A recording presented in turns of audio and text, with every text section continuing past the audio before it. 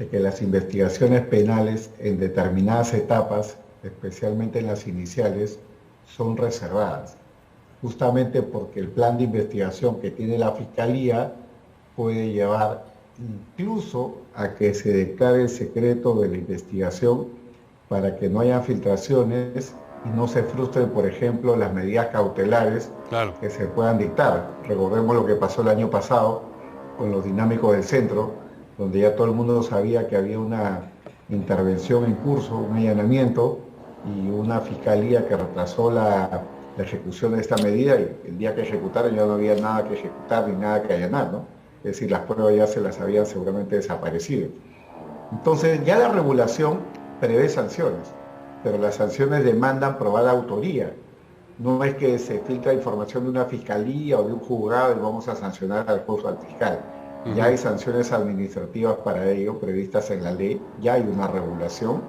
Si se probara, por ejemplo, que un fiscal o un juez ha filtrado directamente o indirectamente información reservada, las sanciones pueden ser graves, ¿no? Desde el punto de vista administrativo.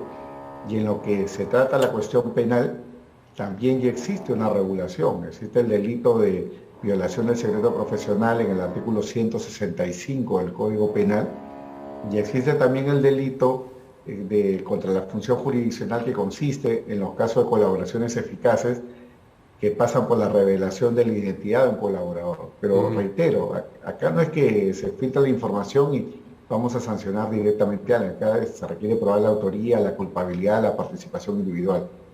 Sí, evidentemente tendría que probarse para aplicar cualquier sanción, si no sería una medida arbitraria. Pero si ya existen esas sanciones, si ya están contempladas legalmente, ¿cuál es la novedad del proyecto?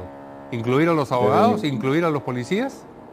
Sí, pero digamos las reglas también incluyen a los abogados, a los policías, porque los delitos que he mencionado Ujú. son delitos que pueden ser cometidos por cualquier persona, no Ajá. solamente por jueces o fiscales.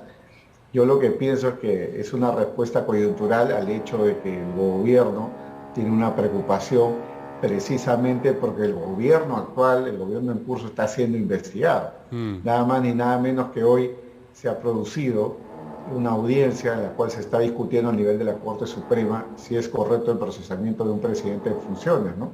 Incluso ahí con la anécdota de un hackeo que hubo, con la introducción de un video Sí, sí. semipornográfico, ¿no?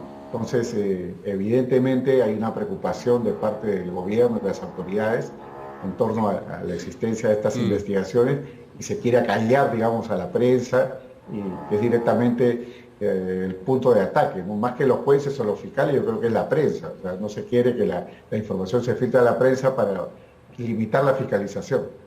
Claro, la paradoja está en que las filtraciones a veces pueden estropear la investigación, como los casos que usted ha mencionado, pero en otros casos pueden servir para proteger una investigación, es decir, para que no se la refunda, digamos, o se la archive sin aviso, sino para que la opinión pública esté consciente de que esas investigaciones existen y, claro, las consecuencias políticas de esas investigaciones. Por supuesto, ¿no? La prensa tiene un rol fundamental como participación ciudadana en lo que significa fiscalizar al poder público. Entonces es algo absolutamente legítimo, al punto que, como ya todos sabemos, las fuentes de la prensa son reservadas y los periodistas no tienen ningún deber de revelación. Entonces, prácticamente lo que se quiere hacer con el proyecto es lanzar una serie de amenazas a las autoridades que puedan investigar un caso, para tratar de responsabilizarlas por cualquier filtración que se pueda producir a nivel de los medios de comunicación. Y yo creo que ese es el gesto político que está detrás, más que el tema propiamente penal, porque, como reitero, ya existe una regulación, y si se probara que pues un fiscal ha participado en un hecho de esta naturaleza, ya hay sanciones previstas en la regulación. Mm. Ahora, claro, esto, como decíamos al principio, tendrá que ser visto por el Congreso y uno pensaría que ahí es donde morirá esta iniciativa. Sí, seguramente, porque una vez que el proyecto sea enviado al Congreso va a tener que pasar el trámite de comisiones, seguramente Comisión de Justicia, eventualmente la Comisión de Constitución, y yo creo que cuando convoquen a los expertos, la opinión va a ser unánime en sentido negativo. Ya hay regulación, ya hay sanciones administrativas, incluso penales. No es necesario contar con un delito especial para este tipo de casos, cuando ya la regulación tiene delitos generales que permiten sancionar.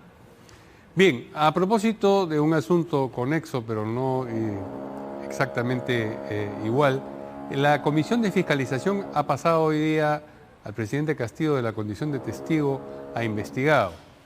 ¿Qué problema supone eso? ¿Se aplica la misma reflexión que se aplica a las investigaciones de la Fiscalía a lo que hace la Comisión de Fiscalización? Sin duda que sí, ¿no? Porque la regla del artículo 117 no es solamente una regla penal, es una regla también que tiene orden constitucional.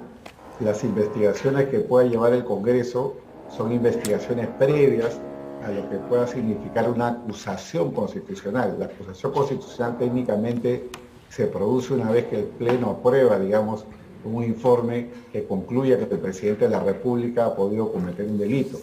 Sin embargo, todo lo que es la etapa previa de investigación está a nivel, por ejemplo, de la Subcomisión de Acusaciones Constitucionales, es un trámite que implicaría actos de investigación, todavía no una incriminación, porque eso solamente se daría buscando el equivalente a nivel del Pleno. Entonces, por decirlo de alguna manera, este es, digamos, el efecto de la decisión que ha tomado el doctor Pablo Sánchez, que ha llevado a los congresistas a considerar que ellos también tienen capacidad investigativa para un mandatario en funciones, conforme al marco del 117 de la Constitución.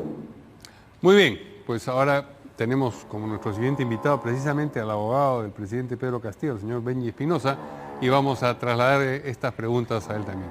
Muchas gracias al abogado penalista Carlos Caro.